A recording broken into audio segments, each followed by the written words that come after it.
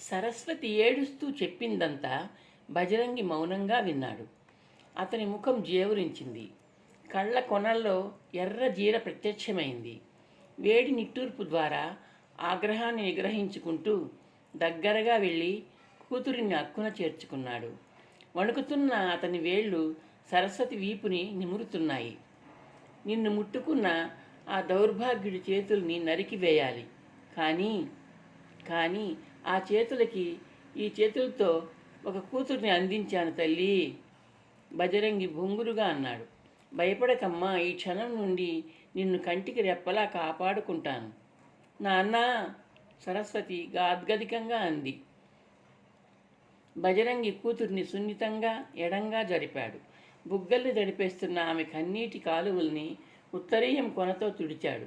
ధైర్యంగా నిలుచున్న నంది వైపు చూశాడు. నాయనా నంది, నీకు రుణపడిపోయే సహాయం చేశావు. ఆ దేవుడే నిన్ను నా కనతల్లిని కాపాడడానికి పంపించాడు అనిపిస్తోంది. నంది తదేకంగా బజరంగిని చూశాడు.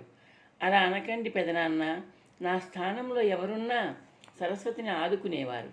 మీకు తెలియదని కాదు కానీ అనుక్షణము రక్షణ కవచంలో ఎవ్వరము ఉండలేము. ఆలస్యం చేయకుండా అమ్మాయికి వివాహం జరిపించేస్తాను. మంచి నిర్ణయం. అదే సరస్వతికి శ్రీరామ రక్ష.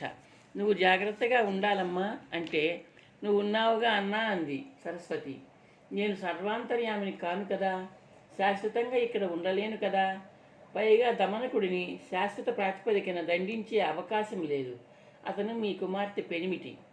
అవును, అదే నా దౌర్భాగ్యం, బజరంగి బరువుగా అన్నాడు. అది దమనకుడి బలం, మీ బలహీనత. మీరు అతని వీపు మీద వాత పెడితే అక్కయ్య లక్ష్మి వీపు మీద గాయమవుతుంది. బజరంగి అవునన్నట్టు తలాడించాడు. లక్ష్మికి ప్రసవం అయ్యేదాకా తన ఇంట్లోనే ఉంచుకుంటానంది లక్ష్మి పిన్ని. సరస్వతిని అక్కడ వదిలేస్తాను. ఆ ఇంటి నిండా జనం ఉన్నారు. ఇక్కడ ఒంటరిగా ఉండటం అమ్మాయికి క్షేమం కాదు. దమనకుడిది పాము పగ. బజరంగి అన్నాడు. నాన్న, మీ భోజనం? సరస్వతి అంది. బజరంగి నవ్వాడు. నువ్వు 3 ఏళ్ల పిల్లగా ఉన్నప్పుడే మీ అమ్మ పోయింది. అప్పటి నుంచి వంట ఎవరు చేశారమ్మా? మీ నాన్నేగా. వెళ్దాం, సిద్ధంకా. సరస్వతి అరుగు మీద నుండి ఇంట్లోకి వెళ్ళింది. బజరంగి నంది వైపు చూశాడు. ఆ మదించిన జంతువు ఎక్కడ నాయనా? ఎందుకైనా మంచిదని ఒక కాలు కుంటేలా చేశాను. 2 చేతులను గాదేయ ముష్టిలో ఇరికించాను. ఫలితంగా కొన్ని దినాల పాటు బలమైన పనులు చేయలేడు. గాదేయ ముష్టి ఎప్పుడూ వినలేదు. ఏమిటి నంది అది? బజరంగి ప్రశ్నించాడు. నా పితామహులు నేర్పించిన పట్టు అది. పిడికిలితో బిగించి పట్టుకోవడం అన్నమాట. గాదేయం అంటే ఉడుము, గాదేయ ముష్టి అంటే ఉడుం పట్టు అని అర్థం. ఆ పట్టుని, దాని నామధేయాన్ని సృష్టించింది మా తాతగారే. బాగుంది. అయితే దమనకుడు కుంటుతూ ఆవరణ దాటి వెళ్తుంటే చూశాను, నంది అన్నాడు. ఎక్కడికైనా అలిగి వెళ్ళిపోయి ఉంటాడా పెదనాన్న? బజరంగి చిన్నగా నవ్వాడు. అల్లుడి అలక అలక కాదు, ఇంటల్లుడి అలక ఆకలి వేసేదాకే. తోక ఆడించుకుంటూ విస్తరి వేసే వేళకి సిద్ధమవుతాడు. నేను బండి తీసుకువస్తాను. నంది అరుగు వద్ద నుండి గుర్రం ఉన్న వైపు వెళ్ళాడు. కాసేపట్లో బజరంగి, సరస్వతి అశ్వజగటం మీద కూర్చున్నారు. నంది నొగల మీద కూర్చొని అశ్వాన్ని అదిలించాడు. బండి ఆవరణ ప్రధాన ద్వారం వైపు వేగంగా వెళ్తోంది. ఆవరణలో ఉన్న గంగరావి చెట్టు చాటును దాక్కున్న దమనకుడు చాటు నుండి వెలికి వచ్చి ఎర్రటి కళ్ళతో బండి వైపే చూస్తున్నాడు. విస్తర్లు వేసే వేళకు ఇల్లరికి మల్లుడు సిద్ధమవుతాడన్న బజరంగి ఊహ తప్పుగా తేలిపోయింది. సరస్వతిని పిన్ని ఇంట్లో దిగబెట్టి వచ్చాక బజరంగి అనుకున్నట్టు దమనకుడు ఇంట్లో కానీ ఆవరణలో కానీ లేడు. ఆ రాత్రి కూడా దమనకుడు ఇంటికి రాలేదు. చప్పుడు చేయకుండా అర్ధరాత్రి దాటాక అతడు నిద్రించే శయ్యా కుటీరంలో చూశాడు బజరంగి. దమనకుడు లేడు.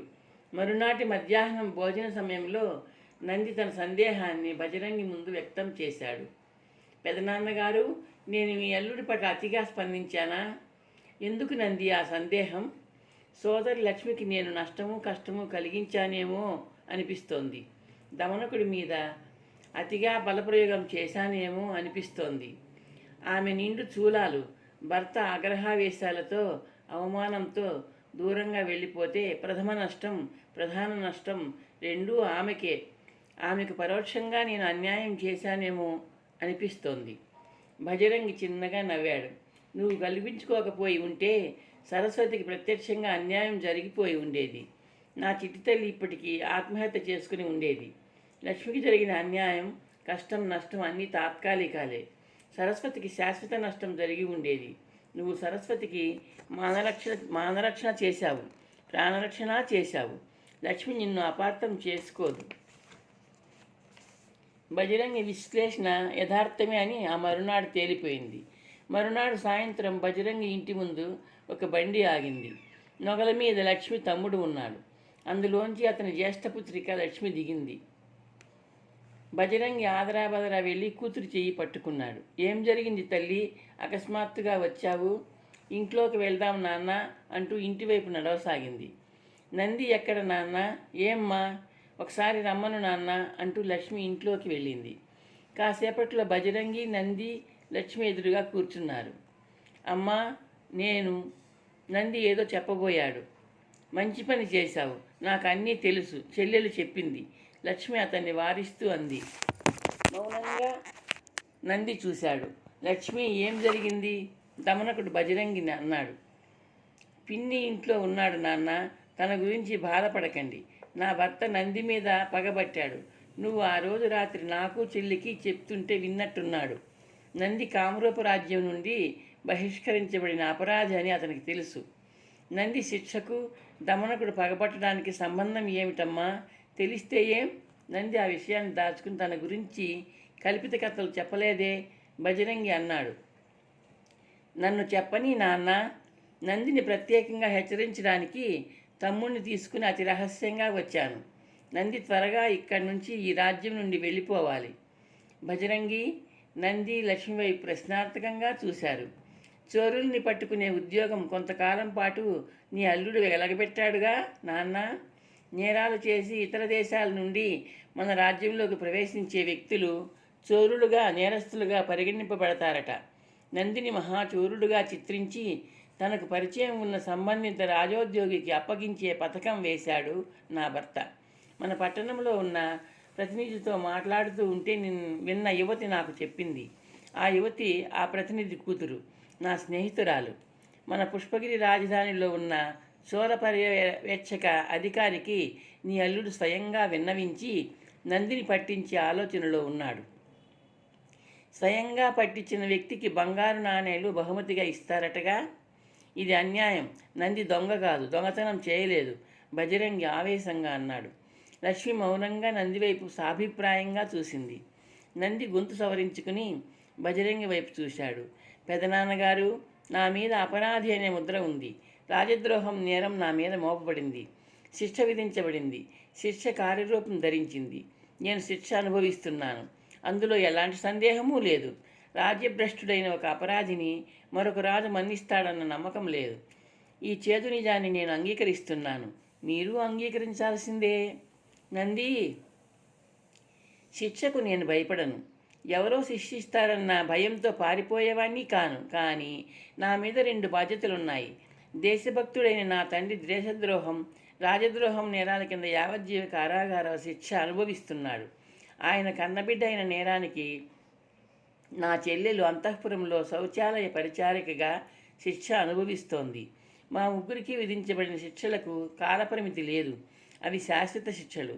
మరణించేదాకా నాన్న కారాగారంలోనే ఉండాలి, అక్కడే మరణించాలి. చెల్లెలు శౌచాలయాన్ని శుభ్రం చేస్తూ వయసు మీద పడి పండి రాలిపోవాలి. నేను జన్మభూమికి దూరంగా కాందిశీకుడిలా జీవించి మరణించాలి.